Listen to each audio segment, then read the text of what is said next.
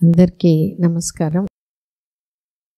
మన దగ్గర ట్రీట్మెంట్ తీసుకొని ప్రెగ్నెన్సీ వచ్చిన వాళ్ళు, డెలివరీ అయిన వాళ్ళు వాళ్ళ ఎక్స్పీరియన్స్ షేర్ చేస్తారు.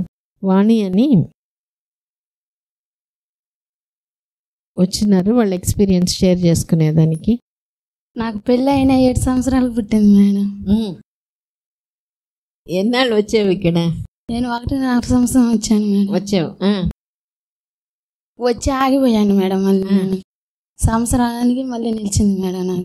ఓకే, వచ్చినప్పుడు ఏమనుకున్నావు? నీకు ఏం ప్రాబ్లం అన్నారు? ఏమేమి టెస్ట్లు చేశారు? నాకు అంతా చేశారు మేడం. అయ్యో కాడ చేశారు కానీ నిలవలా. 3 సార్లు చేశారు అయ్యో కాడ, నాకు నిలవలా. సంవత్సరం ఇంటికాడే ఉన్నాను, ఏం లేదు, పనికి వెళ్తూ ఉన్నాను, అంతే నిలిచిపోయాను. అంతే. ఆ నెల ఎదురు చూడలా? చూడలా. ఈ ఐయుఐ చేసుకునేటప్పుడు అప్పుడు ఎదురు చూసావు? అంటే ఇన్నేళ్ళు అయిపోయింది కదా, ఇంకా ఇంకేం వస్తుందో అనుకున్నావు. ఇంట్లో వాళ్ళు ఏం చెప్పేవాళ్ళు? ఏం చెప్పలా, నిలసిద్దులే అన్నారు. ఎక్కడికి 1.5 సంవత్సరం వచ్చాను, నిలిచిపోయాను, అంతే. ఎందువల్ల వచ్చింది అనుకుంటున్నావు? ఏం చెప్పలా మేడం, బాగుందన్నారు, అంత చెప్పుకో అన్నారు, అంత చేయన్నారు, అంత చేసా, ఏం నెలలా. నేను ఎక్కడికే వెళ్ళాను మేడం. చెన్నైకి వెళ్ళా, పొద్దుటూరుకి వెళ్ళా, కావలికి వెళ్ళా, అన్ని హాస్పిటల్ తిరిగా మేడం. ఈ నెల్లూరులోనే 4 హాస్పిటల్ మాది. ఇక్కడికి వచ్చింది. సో అప్పుడు అంతా హాస్పిటల్ ట్రీట్మెంట్ తీసుకునేటప్పుడు అంతా నువ్వు ఏం ఆలోచించేదాన్ని? అక్కడ ఇంతగా చెప్పలా మేడం, టాక్ టు బేబీ అంతా చెప్పలా మాకు. నీ ఆలోచన ఎట్లా ఉండేది? తొందరగా రావాలి, రావట్లేదే? అవును మేడం, ఉండింది మేడం. తొందరగా రావాలని ఉండింది మేడం. 7 సంవత్సరాలు అయిపోలా. అవును, మనకన్నా ముందు పెళ్ళి అందరికి నిలిచింది, మాకు లేదే. అది అందే ఉండింది. ఓకే, తర్వాత ఇంకా ఎట్లా వదిలిపెట్టగలవు? వదిలిపెట్టేసినా ట్రీట్మెంట్ ఆపినా బాధ ఉండిందా? బాధని కూడా వదిలేసేవా? గొమ్మకు వదిలేసాము. ఎట్లా వదిలిపెట్టగలిగావు? దానిపైన లేదు, ఇంకా వదిలేసా. ఎందువల్ల? బాధపడి విసుగైపోయింది, అంతేనా? డేట్ వచ్చినప్పుడు అంతా ఏడ్చేది, వచ్చేసింది అని ఏడ్చేది. ఎప్పుడు ట్రీట్మెంట్ ఆపిన తర్వాత కూడా డేట్ వచ్చినప్పుడు ఏడ్చుంటావు కదా? ఏడుస్తాను. తర్వాత ఏడుపు ఆపిన ఎన్ని నెలలకి గర్భం వచ్చింది? ఆ నెలలో నేను చూసుకోవాలా మేడం.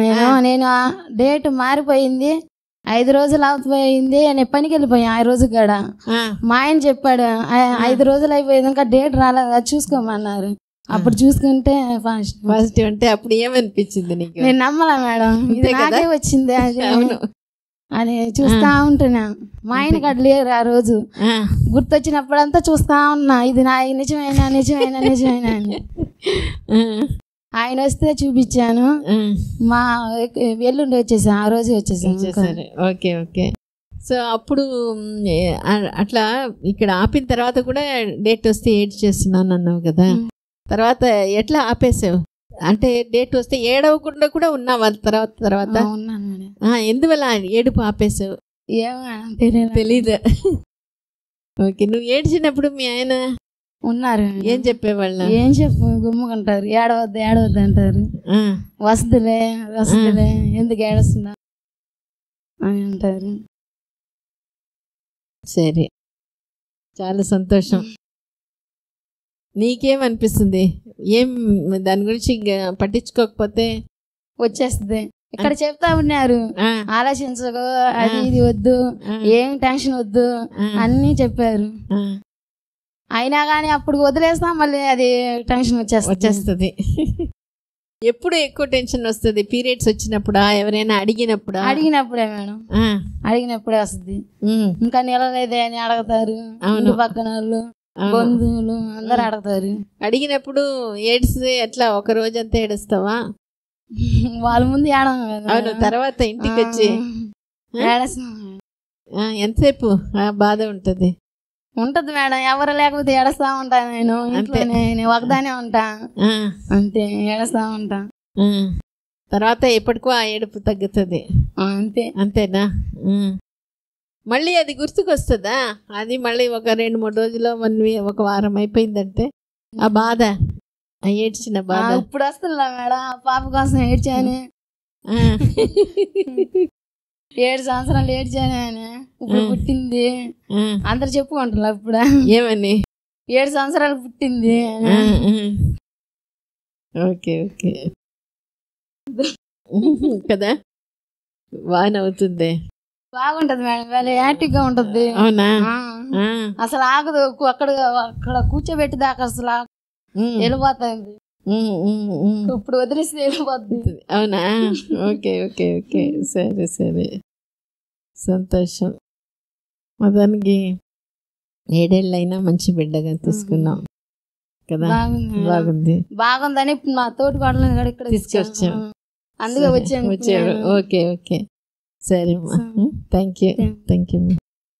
ఏడ్చి ఏడ్చి ఎదురు చూసి విసిగి వచ్చి వదిలిపెట్టండి. ఎందుకంటే ఆ విసుగు వచ్చి వదిలిపెట్టడానికి మనం కాన్షియస్గా అనుకొని వదిలిపెట్టడానికి. ఇప్పుడు ట్రైన్లో కూర్చుంటున్నాము, అది తెలియకుండా నా సూట్ కేసు నాది నాది అనుకొని ఆ బరువైన సూట్ కేసి మనం వడి మీద పెట్టుకుంటున్నాం. వద్దు, పక్కన వాళ్ళు నిన్ను మోసే ట్రైన్ దాన్ని కూడా మోస్తుంది అన్నా కూడా లేదు, నాది కదా.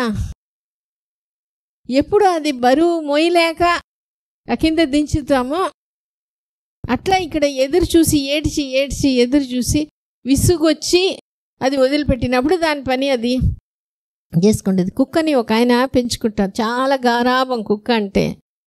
ఆ కుక్కకి మంచి టానిక్ కొనాలని డాక్టర్ దగ్గర అడిగితే మంచి టానిక్ రాశారు. దాన్ని తాగించడానికి ఆ కుక్క దగ్గర కూడా రావట్లా. సో ఆ పని ఆయన కూడా పిలుచుకొని ఆయన నోరు తెరుస్తాడు, ఈయన పోస్తాడు టానిక్. అది అట్లా ఇట్లా తిరుగుతుంది.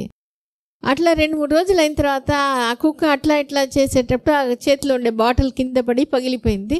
ఆయన పని ఆయనకి చెప్తున్నాడు యజమాని, నువ్వు అది క్లీన్ చెయ్యి అని చెప్పి. క్లీన్ చేయని చెప్పి ఊరికే అట్లా చూస్తే ఆ కుక్క కింద పడే టానిక్ నాకి తాగుతుంది. ప్రెగ్నెన్సీ సేమ్, దానికి ఏంటి, దాని కింద పోసి దాన్ని వదిలేస్తే అదే నాకుతుంది. మన ఏంది ప్రేమ దాని మీద, దాన్ని పోస్తూ ఉంటే అది దానికి టానిక్ ఇష్టం కాదు, ఆ పోసే విధానం. అట్లా మనకి నా బిడ్డ నాకు ఇష్టం కదా, లేట్ అయిపోయింది కదా, అది చేస్తే దాని పనితీరుని మనం అబ్స్ట్రక్ట్ చేస్తున్నాం. అందువల్ల మనం బాధపడడం అనేది ఒక చాయిస్. చాయిస్ అంటే ఒక డెసిషన్. ఆ బాధపడడం బాధపడకుండా ఉండడం మన చేతిలోనే ఉంది. బాధపడితే ఇట్లనే లేట్ అవుతుంది. లేట్ అయ్యి ఎప్పటికో చేసుకోవాలా, లేదా కొంత బాధ వదిలిపెట్టడం.